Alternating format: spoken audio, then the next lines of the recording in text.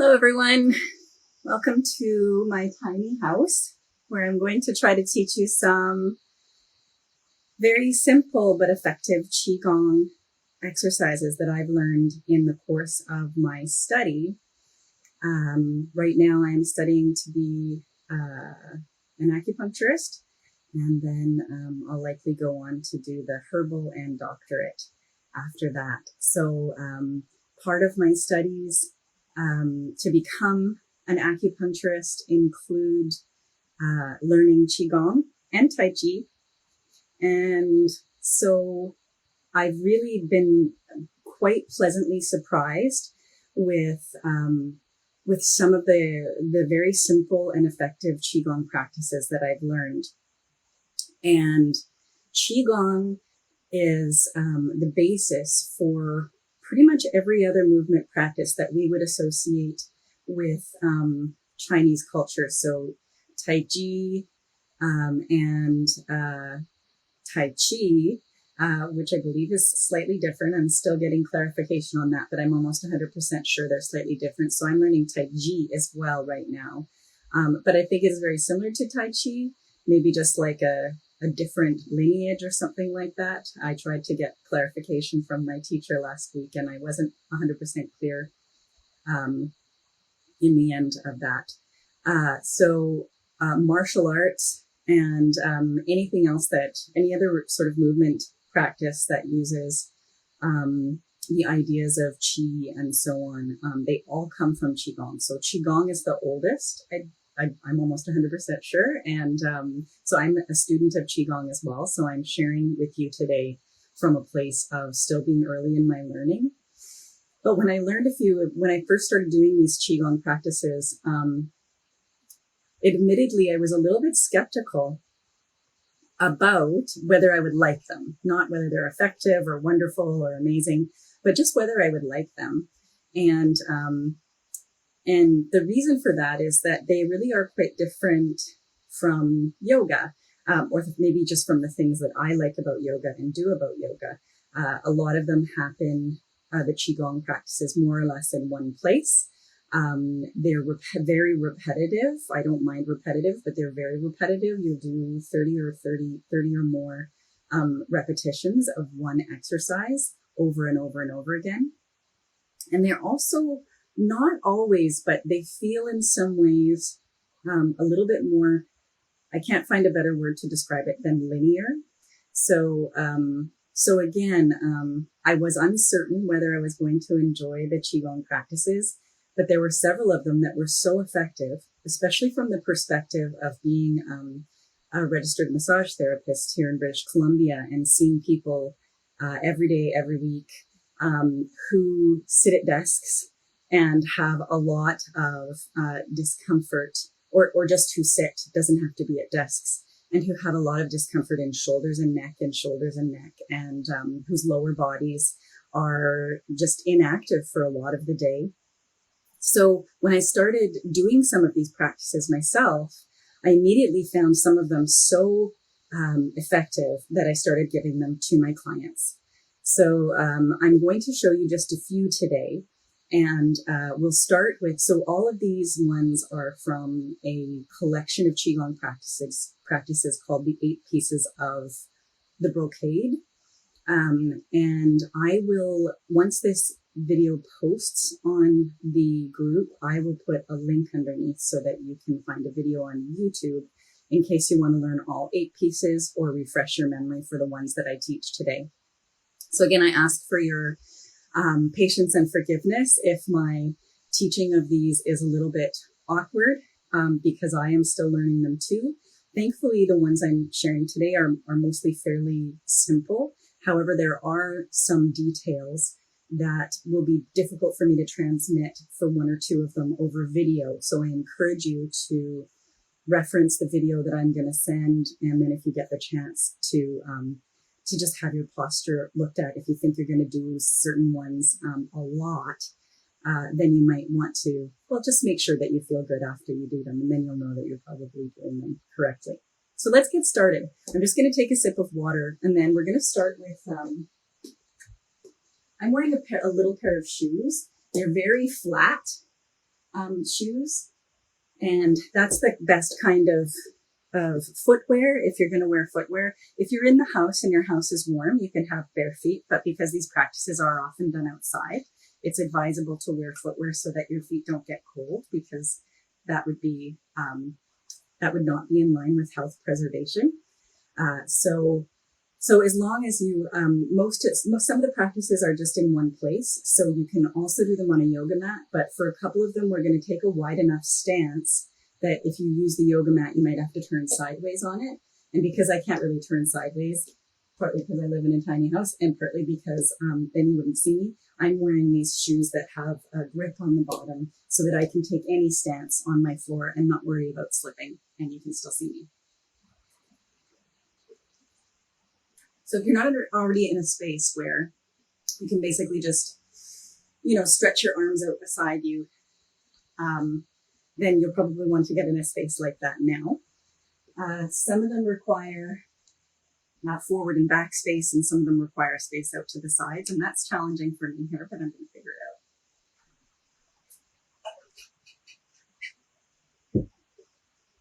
So firstly, I wanted to introduce you to what's called standing meditation. And usually this is done at the beginning of the Qigong practice. And it's normally done for 30 minutes. So we did it for 20 minutes in class the other day. We haven't done a full 30 this term yet. We did it at the beginning of our Qigong class the other day for 20 minutes. And I did challenge myself to stay in the posture for 20 minutes. And I did do it successfully, but we're not going to do it for 20 minutes today, obviously. I'm just going to introduce you to it, and we'll just do a few minutes of it. It's quite simple, but it is a standing meditation, which means that it challenges, especially our upper body, shoulders, especially, and neck in ways that a seated meditation would not. So if your feet are together, I'll move back a little bit for this one. If your feet are together, then you just want to step them about hip width apart. You're going to move a bit closer just so the sound is better. So feet hip width apart, and then you're going to bend your knees so that you're just a little bend so that you feel like you're just kind of sitting over your feet. So again, I'll step back, sitting over your feet. Now you really want to do your best throughout this to notice where you're holding tension and to do some micro adjustments to release and relax that tension. So the next aspect is that the shoulders and shoulder blades drop down, and we let the arms come up. So I would let the elbows be heavy, palms face each other, about the width of your body. It looks like my hands are further apart than my body, but I think it's just the camera aspect. And then let the base of the skull come back to sit over the tail. And remember, your knees are a little bit bent here, so you're sitting, toes are facing forward. They do that in Qigong too, just like we do often in yoga. And we keep the eyes open for this one. So there's no recommendation regarding drishti, but I usually use a drishti, a gaze point, when I'm practicing this. So if you do find that your arms get tired as we settle into this practice for a few minutes, go ahead and let them come down and then bring them back up again. So I keep wanting to close my eyes, as you may notice, probably because I'm looking at myself on a screen, and that's not very meditative. I'm going to take my gaze now beyond the screen. And as you settle into this shape, just continually do a very friendly scan over your body and notice where there are tensions and see if you can make micro adjustments or releases to relax into the posture.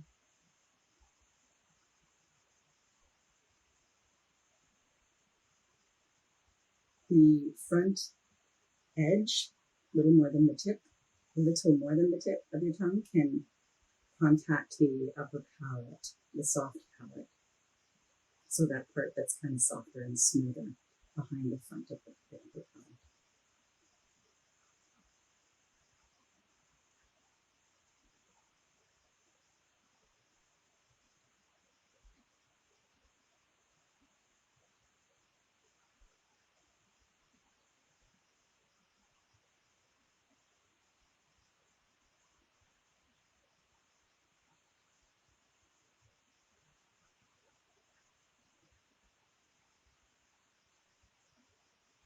And scan through neck, shoulders, noticing any holding or gripping and releasing, allowing it to let go. Even the fingers are quite soft and relaxed.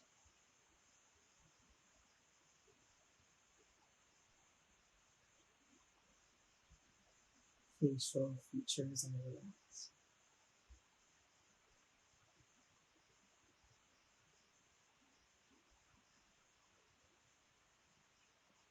And before we continue on, just take a moment to reflect on doing this for 30 minutes and how challenging it could be. So it's absolutely worthwhile, like any other practice. But we're just going to do it for these few minutes because what I really want to share with you today are the movement practices that have really helped me to just kind of bring back a bit of vitality in the day when I start to get tired. So you can release that when I start to get tired from sitting too much or even from doing massage. So one of my very favorites, the feet again are about hip width apart. The knees are slightly bent to begin. The hands are at the sides. And these probably have names, but I don't know them. Even my teacher doesn't use the names very often. And so I don't know what their names are. But like I said, I'll share the link to the YouTube video that has all the 8 pieces of the brocade, so the 8 different exercises. So we just did the first one, the standing meditation. I think this is the second one. So we're bringing the hands together and interlacing the fingers, and we look at the hands, the palms of the hands as we bring them up. And around chest height, they turn away from you and you keep looking at the hands. And as the hands come up, up, up, you start to straighten your legs and straighten your arms and look up. So your gaze follows the fingers all the way up. Then you look forward while you're still stretching up. And then you let the hands come down. So we're going to do that over and over again. I'm going to move forward because I don't have quite enough space to do it where I was. So you won't see my legs anymore, but there's not much going on there except that I start with a bit of knees bent. And then as I stretch the arms up, I straighten the legs. And as the arms come back down, I bend the knees again. So that's what's happening there. So a little bend in the knees. Got a few more cues that I want to offer you, and then we'll do it a number of times together. You can practice with me now. So we're bringing the fingers together, interlacing them. We look at the hands.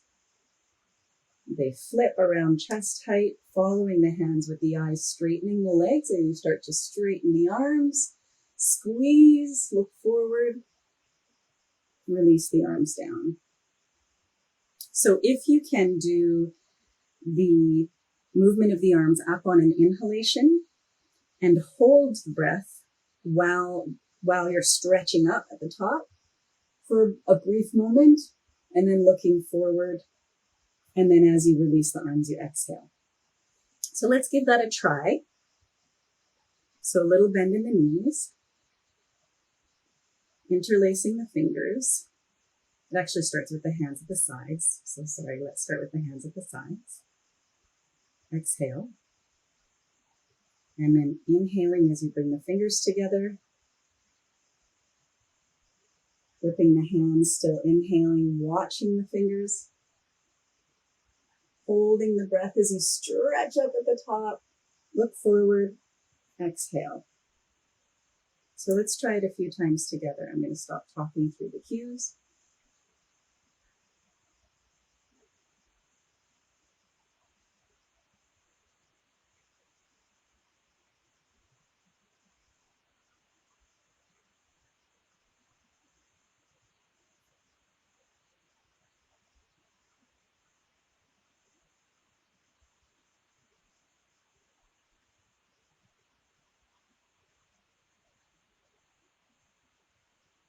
Squeeze, squeeze, squeeze. Look forward. Release.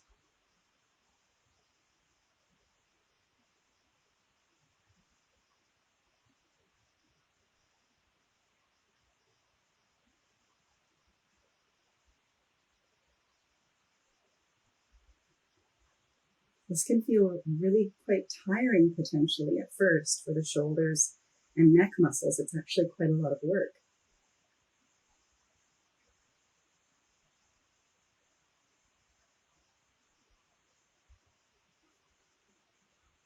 So don't be surprised if you feel tired, if it feels challenging to your muscles.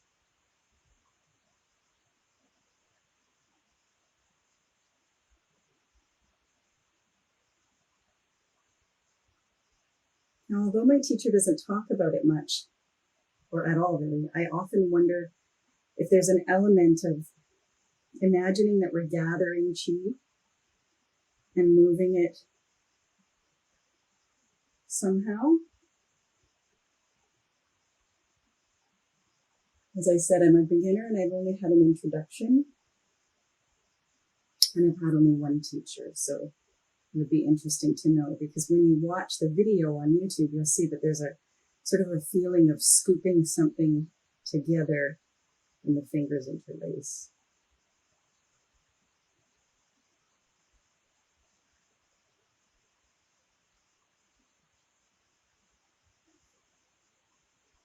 So let's just do a couple more of these. I believe it's 30 of each that is normally done. I can never remember if it's 30 or 36.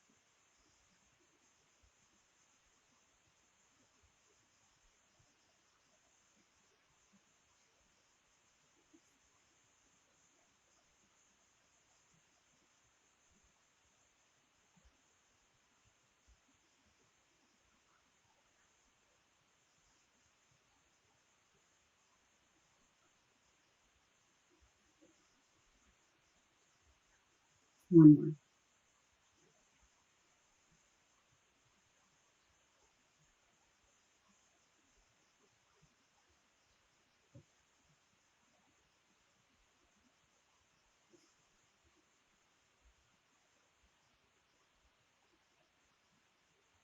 Relax. Notice how you feel. Notice how your neck feels, your shoulders. Now this next one, it's even simpler. And it's one of the ones that, again, I think that there is more benefit to doing more repetitions, because when I do a full 30 repetitions of that last one, usually the first 10 I feel quite tired.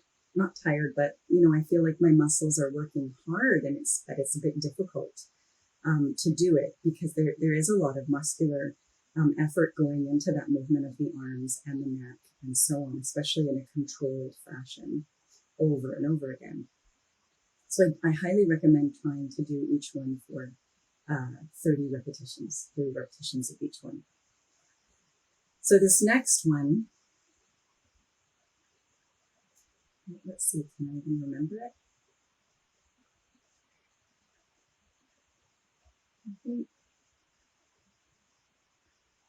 I think it's just like this. So I'm standing with my feet about hip width apart, same stance, little bend in the knees, and then my arms open. I reach them back as though I'm pushing back with the backs of my hands, and I look to one side as far as I can, back over my arm, and then I come back. And then I do it again, and I look to the other side, and I come back. So we're retracting the scapulae, using the rhomboids, coming back, retracting, and we're turning our heads, rotating the cervical spine as far as we can. We're stretching the pectoral muscles.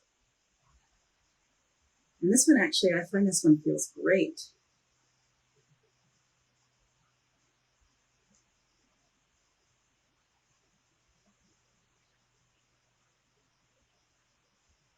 Let's keep going. Notice where you're feeling stretch, where you're feeling effort.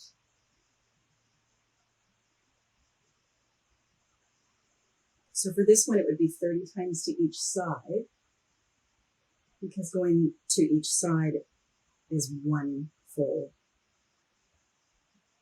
repetition. It feels good.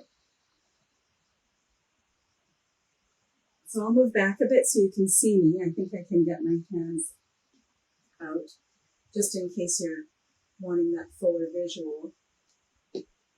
Not much going on in my lower body, just that stance. And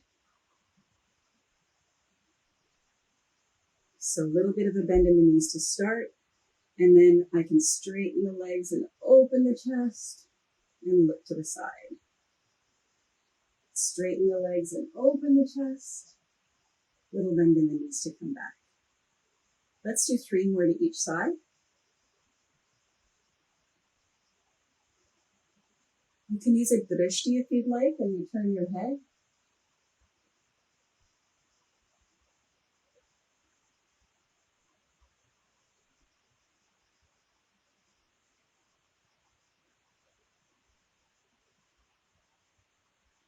One more to each side. Notice if one side feels like it's working harder or getting more stretch.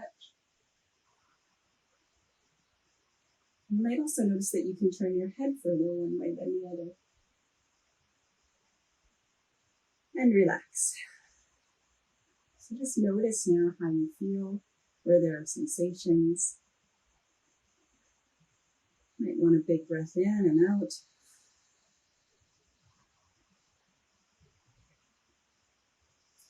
So this next one is probably the most complicated one that I'm going to share with you. And it's not that complicated. I am going to try to move back where you can see my legs. And I'll demonstrate it once. So bending the knees. I've got my feet hip width apart, bending the knees. And then I lean to one side. So now there's less weight in this leg and there's more in this one. I bend forward, keeping my head up so that the spine, the neck stays in a little bit of extension. I shift the weight to my other leg as I swing my body around. I keep the weight in this leg as I bring my body up, still opening the chest, and sit back down. Then I do it in the other direction. So I shift the weight to the other leg, flex at the hips, keep the head up, swing it around, shift the weight to this leg, keep the chest open as I come up, keep the weight in this leg, now shifting back and sitting. And then I go to the other side again. So try it with me. Weight in this leg, chest open, head up, slowly swing it around, shift the weight, chest stays open, and sit. Other way.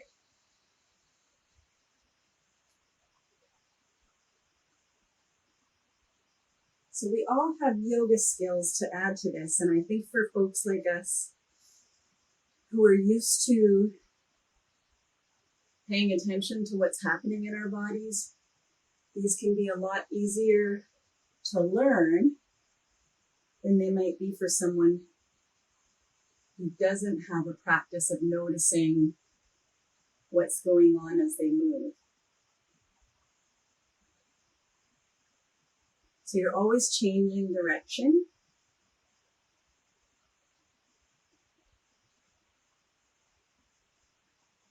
And you're always sitting, so to speak, after each circle around.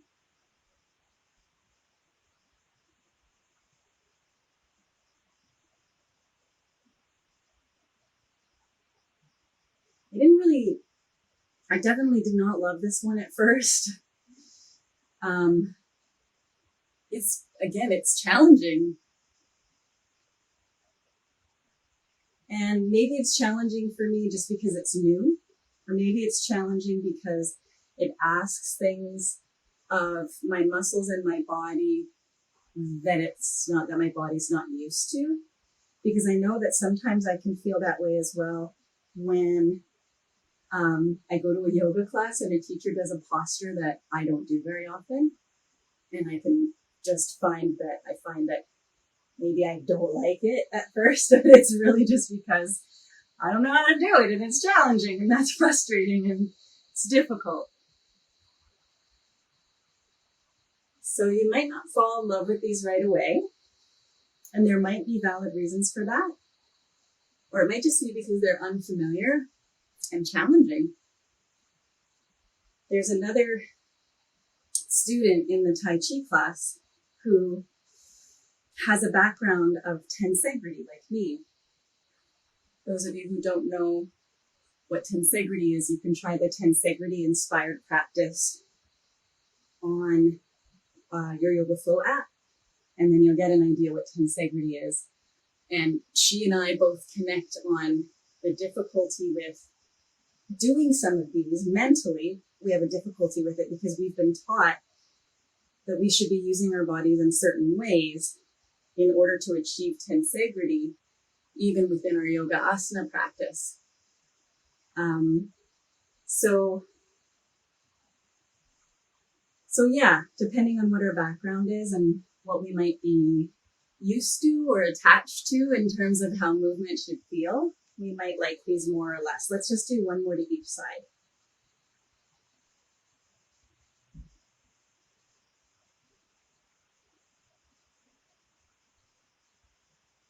So this one, I believe, is said to cool heart fire.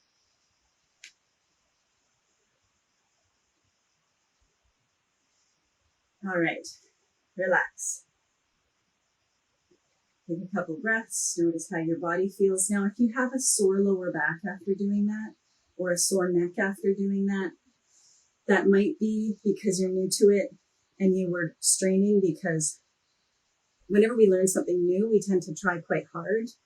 Not everybody, but many of us will tend to be quite effortful. It might also be because that's not appropriate for you.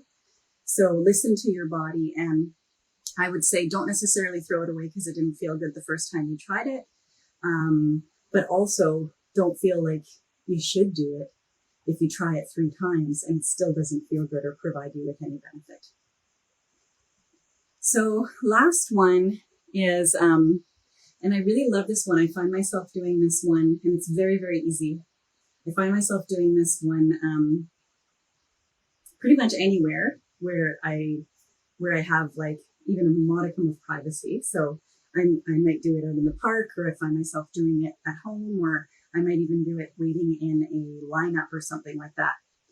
Basically, you're just going to come, you're going to stand with feet not hip width apart, closer, and then you come up on tiptoes, and then you drop the heels. Now, I don't really love the dropping thing, so I often will just come up on tiptoes and then slowly lower back down. So up on tiptoes, slowly lower back down. Arms stay at the sides. I find a drishti that's not indicated in the tradition as I've learned it so far, like finding a gaze point, but I do that because it helps with my balance. If you like the idea of dropping the heels, you can do it. Let's try it together, and I'll leave you with that because we're almost done. So feet as close as feels stable for you. And if you want, you can put your hand on something so that you don't feel off balance. I would find a gaze point, central field of vision, or on the floor, at least a couple meters ahead of you. High up on the toes. Traditional way is drop. So I'm wearing shoes that have a little bit of heel support, so the drop feels okay. Sometimes I do with the drop, but I try to make it not too intense so I don't slam my heels down, because that doesn't feel good in my sacroiliac joints and my lower back. Or sometimes I just lower down smoothly without any drop.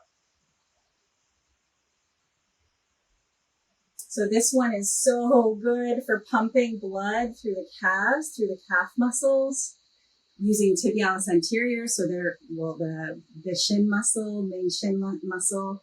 So just like getting blood flowing through the muscles of the feet, the ankles, the legs, the glutes, feels so good. And I believe this is the last one in the series of 8.